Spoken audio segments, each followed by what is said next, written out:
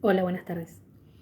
Bueno, voy a contar un caso que está sucediendo en este momento, en el que creo que se evidencian las violaciones a los derechos básicos que tienen las personas privadas de libertad, los llamados presos comunes. Yo insisto mucho siempre con esta categoría, un poco entrecomillada, porque son aquellas personas que están detenidas no porque son, digamos, no por persecución política, no por persecución gremial, sino porque han cometido un delito que está tipificado en el Código Penal, un delito que a veces es grave, y tienen que cumplir una pena. Y esa pena la tienen que cumplir en nuestro país, sobre todo cuando son condenas, dictadas por lo que se llama la justicia nacional, de menores, todo entrecomillado, o de adultos, o la justicia nacional ordinaria, con la custodia, con el control de un juez o una jueza de ejecución de la pena. Porque tenemos una ley, que es la ley 24660, es una ley del año 96, que lamentablemente ha sido reformada casi siempre de modo regresivo, sobre todo en los últimos años, digamos, agravando los requisitos, por ejemplo, para obtener las salidas transitorias, la libertad condicional, es decir, diversos derechos, no beneficios, derechos que tenían, según aquella ley 24660 original del año 96, las personas privadas de libertad, conforme iba pasando el tiempo y cumplían ciertos requisitos, tenían acceso a derechos. Por ejemplo, salir una vez cada 15 días o una vez por semana, eso es lo que se llama salidas transitorias desde la mitad de la condena, y la libertad condicional de los 2/3 de la condena. Todas las últimas reformas legislativas que se han dado en Argentina a partir de las llamadas leyes Bloomberg de 2004 han sido regresivas, salvo una sola reforma que uno puede considerar que ha sido a favor de los derechos de los presos, que es lo que se llama el estímulo educativo, que es reconocerles los estudios que tienen o que van realizando año a año para disminuir no la pena, que es algo que suele decirse equivocadamente, sino el tiempo para acceder a esos derechos. Pero como esos derechos se han recortado tanto, la verdad que el estímulo educativo muchas veces termina siendo una engañapichanga. Pero hoy les quiero hablar del caso de Víctor. Víctor es una persona que está condenada por delitos graves cometidos cuando tenía 17 años a una pena demencial, a 34 años, es decir, a 2 veces la edad que él tenía cuando cometió esos delitos. Quiero recordar, ningún condenado por delitos de lesa humanidad, por ejemplo, cumple una pena numérica de esa, de esa dimensión, de esa extensión, perdón. ¿Por qué? Porque cuando aquellos genocidas, digamos, condenados por delitos de lesa humanidad, cometieron sus delitos, el Código Penal, paradójicamente, era menos bestial que el Código Penal que rige actualmente, ¿no? Entonces, tenemos esta paradoja que a un pibe, una persona que cometió un delito a los 17 años, y por supuesto, si viene un delito grave, porque es un homicidio, infinitamente menos grave que los delitos contra la humanidad masivos que cometieron desde el Estado los integrantes de la dictadura, cumple condena objetivamente mucho más gravosa. Y además por el tiempo de vida, ¿no? O sea, por el tiempo de su propia vida que esa condena implica. Está preso desde los 17 años, ya lleva 18 años y un mes y pico privado de libertad sin pisar la calle. Víctor solo ha pisado la calle para ir a un entierro de su mamá, de su sobrino, o a un hospital, o para pasar de una cárcel a otra. Y de esto quiero hablar. Él estaba detenido en la unidad 2 de Devoto, o Complejo Penitenciario Federal Cava, a disposición del juez Marcelo Peluzzi, que hasta hoy es el titular del Juzgado Nacional de Ejecución Penal 4, porque mañana asume un cargo de integrante de un tribunal oral en lo criminal y correccional de la capital federal, o sea, otro cargo al que se presentó de una jerarquía superior al que tiene ahora, intempestivamente y sin aviso previo ni a mí, que soy su abogada, ni a su familia, ni al propio juez, el 19 de junio, el viernes pasado, lo trasladaron a una unidad penitenciaria, el Complejo Penitenciario Federal 5 de Cenillosa, Neuquén, que está a 1.200 kilómetros de donde vive su familia, de donde está su juez, de donde estoy yo. Cenillosa, la cárcel de Cenillosa, es una cárcel de máxima seguridad. Víctor, después de mucho pelear, habíamos logrado que lo incorporen al periodo de prueba del régimen penitenciario. Tiene excelentes calificaciones, tiene conducta 10, ha logrado llegar al ansiado 7 de concepto que lo ha habilitado a que lo incorporen al periodo de prueba, y tiene una situación muy particular. Ustedes saben que se sancionó lo que se llama el nuevo régimen penal juvenil. A mí no me gusta llamarlo juvenil porque es un régimen para adolescentes, así que yo lo llamo régimen penal para adolescentes porque creo que llamarlo juvenil es una manera justamente de adultizar y de engañar sobre la población a la cual está destinado este régimen. Es para menores de 18 años. Bueno, esta ley, si bien fue sancionada en febrero y promulgada el 9 de marzo por el Poder Ejecutivo, la propia ley establecieron los legisladores que la votaron, que entra en vigencia a los 180 días de su publicación en el Boletín Oficial, es decir, el 5 de septiembre. Yo me presenté de todas maneras el mismo 9 de marzo ante el juez de ejecución y le dije, mire, esta suspensión de su vigencia o este periodo de 180 días es para adecuar una serie de institutos y organismos, porque claro, de pronto va a haber pibitos de 14 y 15 años privados de libertad. Entonces hay que adecuar, lamentablemente, ustedes saben que hemos estado muy en contra de esta baja edad de punibilidad, pero bueno, hay que hacer adecuaciones. Entonces por eso se dan 180 días. Pero no para el monto de pena. El monto de pena que establece la ley máximo para delitos cometidos por adolescentes es de 15 años. Eso no va a cambiar en estos 180 días. Obviamente, nada de la ley va a cambiar en estos 180 días hasta que esté plenamente vigente.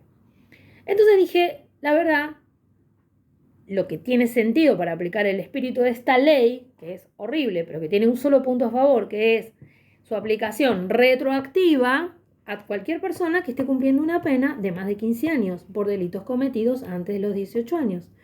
Eso se llama aplicación de la ley penal más benigna. Es decir, si esta persona está cumpliendo, como mi defendido, 34 años de cárcel y ahora sale una ley que dice que el máximo de pena que puede aplicar una persona que comete delitos antes de los 18 años es 15 años de cárcel, es como que su pena de 34 se corre, ¿no? Pasa a ser de 15. O sea, el máximo que él se le puede imponer es el máximo que está vigente ahora, que son 15 años. ¿Se entiende? Entonces, eso se llama aplicación retroactiva, porque es como que se le aplica retroactivamente a su condena una pena inferior. ¿Sí?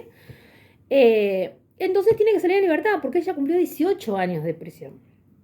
Bueno, el juez de ejecución me dijo, no, todavía no está vigente, usted tiene que esperar, y además no me corresponde a mí otorgarle la libertad, tiene que ir a pedírselo a la Cámara Nacional de Casación Penal. Así fui a plantearlo a la Cámara Nacional de Casación Penal. La Cámara Nacional de Casación Penal me dijo lo mismo, usted tiene que esperar a que esté vigente la ley. Vamos a esperar a fijar, porque yo pedí una audiencia para argumentar, vamos a esperar a darles audiencia a que la ley esté vigente. Entonces me volví a presentar y dije, bueno, pero miren, si ustedes esperan a que la ley esté vigente para darme la audiencia, va a haber por lo menos un día, una semana, entre el 5 de septiembre, que encima es sábado, que la ley esté vigente y que ustedes me den la audiencia todos esos días, si yo tengo razón, Víctor los va a pasar preso ilegalmente. Me dieron la razón, me dijeron, bueno, está bien, la audiencia se la damos el 31 de agosto. Es decir, unos días antes, el lunes previo a que la ley entre en vigencia. Muy bien. Faltan exactamente 2 meses para esa audiencia, ¿no? Es 30 de junio. Muy bien, ¿qué pasó el 19 de junio? A las 11 y pico de la mañana me llegó un mensaje desesperado de la hermana de Víctor diciéndome, me avisó Víctor a las apuradas que lo sacaron del pabellón para llevarlo a la unidad 5. Entonces, ¿qué pienso yo? Bueno, unidad 5, la que yo conozco, es la de Coronel Roca, que es de mediana seguridad. Digo, esta gente como está en periodo de prueba y Devoto la quieren vaciar, porque la quieren cerrar, que este es otro tema. El sábado vamos a estar ahí rodeando la cárcel de Devoto con la consigna todo preso es político y no el cierre de la cárcel de Devoto. Como la quieren cerrar, entonces están mandando a algunos detenidos a cumplir su condena en cárceles del interior del país. Y Roca, la unidad 5 Roca, es una cárcel de mediana seguridad. De todas maneras, hablo con él, logro hablar con él, le digo, mira, quédate tranquilo, no es una mala unidad esa, de todas maneras vos tenés que estar acá porque en 2 meses va a ser la audiencia, pero vos quédate tranquilo, no te preocupes, porque ¿qué pasa? Cuando el detenido se niega a salir, probablemente sea sancionado, la pase mal, y yo quería que él no pasara por un mal momento. Inmediatamente, después de hablar con él, hice un escrito, lo subí, pidiéndole al juez de ejecución que suspenda ese traslado, en razón de esta audiencia que tenemos el 31 de agosto. Esto fue a las 12 del mediodía, a la 1:30 aproximadamente, sale un despacho del juez, un oficio, ordenando al servicio penitenciario que suspenda el traslado. Con lo cual yo me quedé muy tranquila. El sábado vuelve a comunicarse la hermana y me dice, Víctor no volvió. Bueno, sábado, no hay nadie con quien hablar en un juzgado de ejecución, no hay nadie con quien hablar en el servicio penitenciario. Logré comunicarme, porque tengo un contacto personal con un compañero de la Procuración Penitenciaria, el procurador penitenciario, que me ayudó a hacer algunas gestiones y averiguamos que efectivamente no solo no lo habían devuelto a su pabellón en Devoto, sino que se lo habían llevado, y no lo habían llevado a la unidad 5 de General Roca, sino al Complejo Penitenciario Federal 5 de Cenillosa, que es una cárcel de máxima seguridad de Neuquén. Bueno, por supuesto, tratar de tranquilizar a la familia, tratar de ubicarlo a él, saber que había llegado bien. Los traslados suelen ser momentos también muy difíciles, es mucho viaje en condiciones bastante infrahumanas. El lunes a primera hora vuelvo a presentarme en el juzgado y a notificar que no está en Devoto, porque el juzgado por supuesto no lo sabía, y pedirle al juez que ordene inmediatamente que vuelva a Devoto o a la unidad 19, que es la unidad de máxima seguridad de Seiza. Bueno, esto fue el lunes 22, ¿no es cierto? Lunes 22, exactamente. 22, 23, 24, 25, 26, 29, 30. Todos los días insistiendo al juez de ejecución, Marcelo Peluzzi, que una y otra vez responde, ya lo pedí, ya lo ordené, ya pedí el reintegro inmediato, ya hablé con este o con el otro, ya hablé con el director nacional de régimen correccional.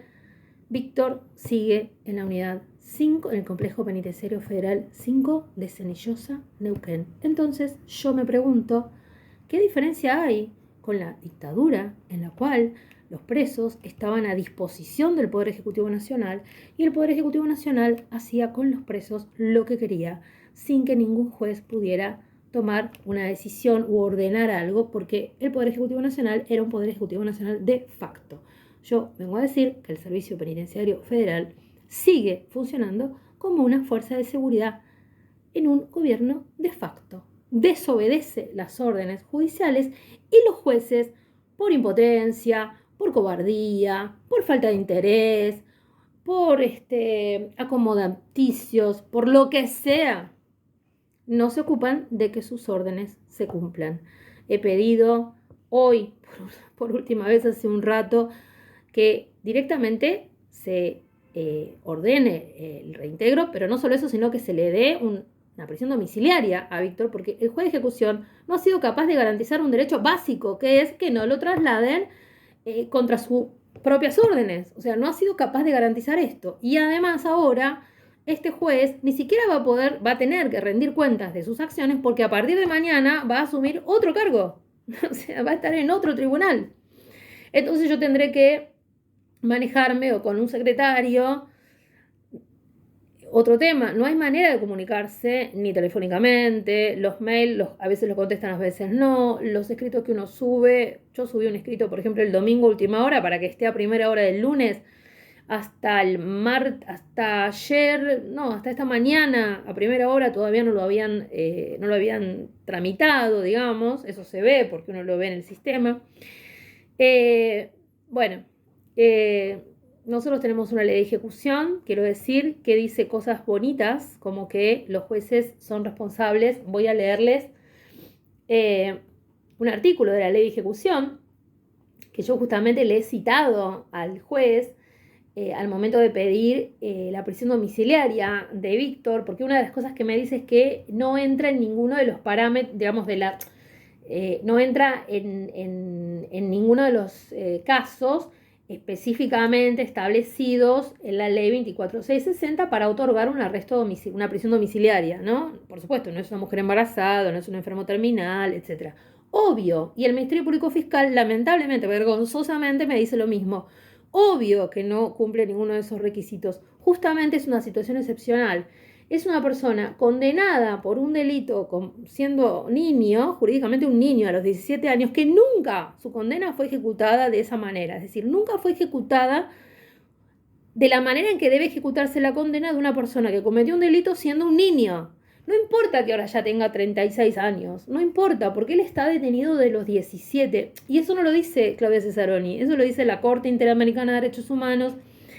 Lo ha dicho la Corte nuestra, con menos vehemencia de la que yo querría, pero lo ha dicho en algunos de sus fallos. Lo dice el Comité de Derechos del Niño de Naciones Unidas. Es decir, una condena que nace, digamos, en la cabeza de una persona que comete un delito siendo un niño, debe ejecutarse de esa manera especial durante todo su transcurso. Bueno, en este caso no he logrado que una sola vez ni el juez de ejecución ni la Fiscalía de Ejecución, integrada por personas muy progresistas y que van a congresos a hablar de los derechos de las personas privadas de libertad, no he logrado que ni siquiera debatan algunos de mis argumentos con relación a esto, ¿no? Ni siquiera los discutan, los contraargumenten algo. No los toman en cuenta, no los consideran. Es como si dijeran, ¿qué está diciendo esta mujer? ¿Derecho del niño? Pues este tipo ya es grande. Bueno. Quiero decir otra cosa. Esta condena, la de Víctor, está denunciada no por mí, porque yo no era su abogada en ese momento cuando fue condenado, sino por la Defensoría General de la Nación ante la Comisión Interamericana de Derechos Humanos por el monto de pena impuesto 34 años.